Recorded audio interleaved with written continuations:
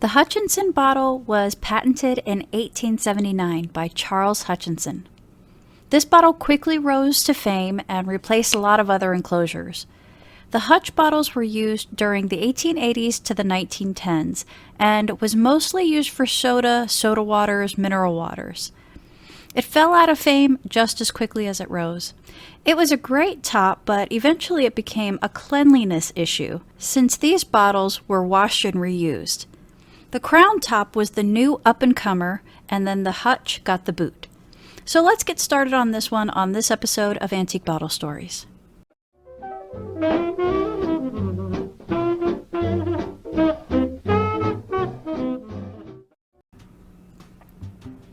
So let's look at this bottle for a minute. First of all, I love this aqua color. It's a beautiful Hutch. It says the property of the Haas company, and it has a really pretty THCO in the middle, registered Chicago.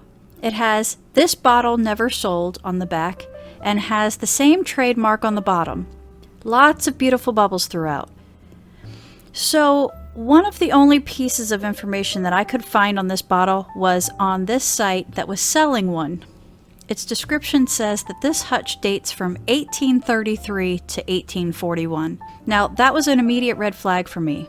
Is it possible that there is a Hutch bottle made almost 50 years before Hutch patented it?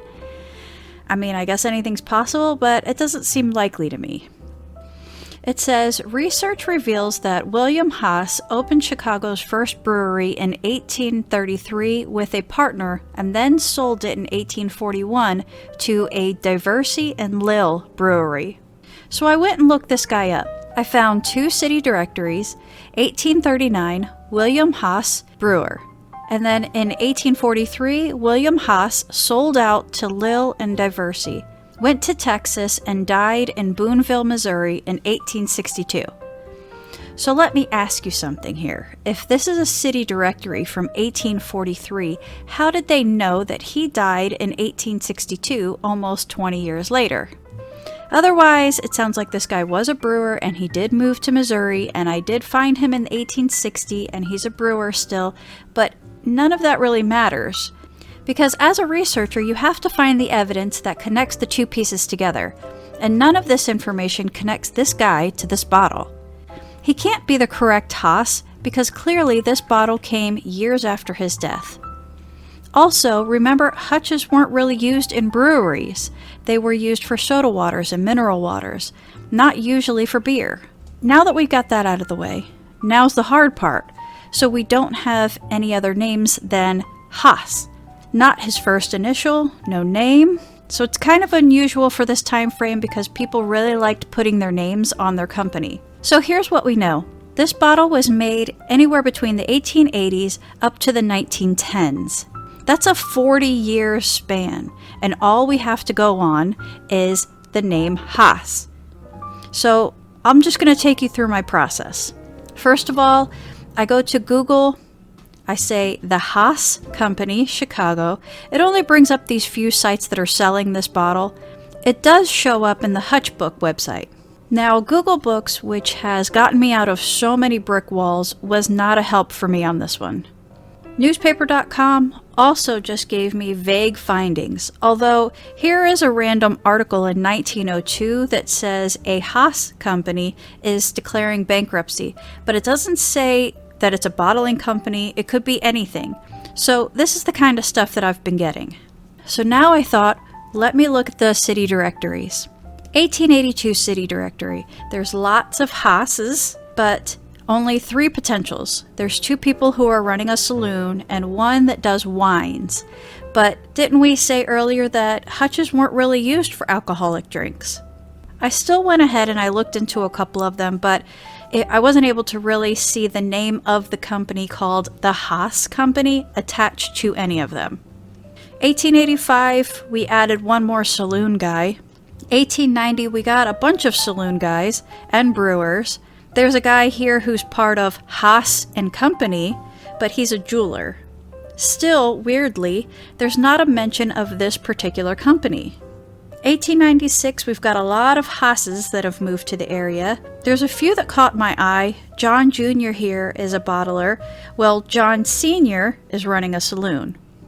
So moving on to the next guy, there's a guy named Joseph, and he does soda water. And then there's a Julius, who's a bottler.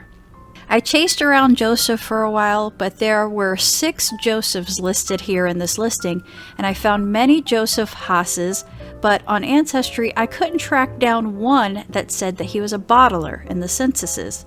I looked in the newspapers. There was a Joseph Haas that was big into politics in the town, but I couldn't find any tie to him being a bottler. There were just too many Josephs and not enough bottlers. Julius seemed like an easier bet, but it wasn't. The same deal, I just kept finding Julius's, but there was nothing that said that, hey, this Julius was a bottler or soda waters or anything like that.